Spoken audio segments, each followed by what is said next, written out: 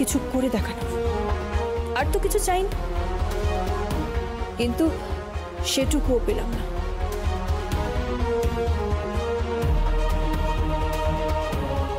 মন খারাপ করিস না, জীবন বড় অদ্ভুত জানিস,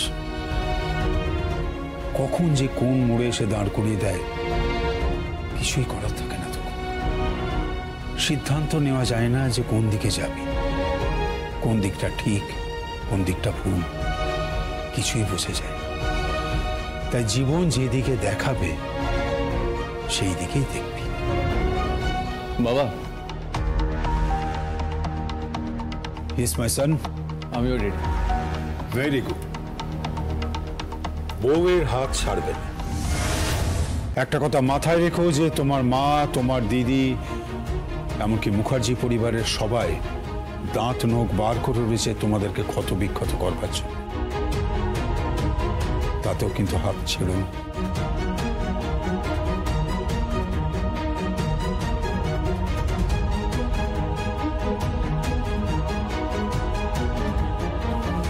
শক্ত করে ধরো,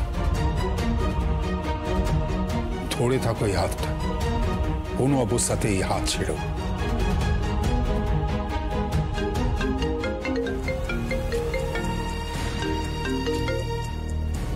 হ্যালো। হ্যাঁ, আমি দিদা বলছি। হ্যাঁ দিদা, প্রণাম নেবে। আজকে তো তোদের কোর্টের দিন। হ্যাঁ দিদা। কি আর বলবো তোকে, আশীর্বাদ করি তুই জয়যুক্ত হ।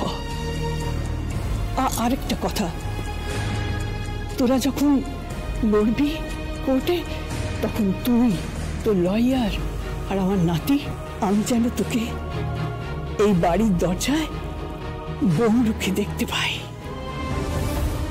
আরেকটা কথা,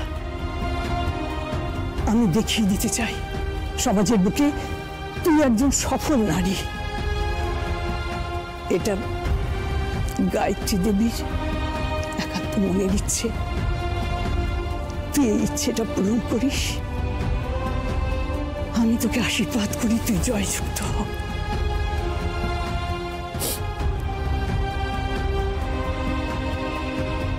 কি তুই কাঁদছিস? একদম কাঁদবি না, তোকে কান্না মানায় না। না কেঁদে আর উপায় কি আছে বলো তো? আমি নিজেদের বিরুদ্ধে লড়াই করছি, যে আমার নিজের শাশুড়ি, আমার ননদ, আমার মামা শ্বশুর, তাদের বিরুদ্ধে লড়াই করছি। যে কিনা আমার নিজের দিদি, তার বিরুদ্ধে আমি লড়াই করছি।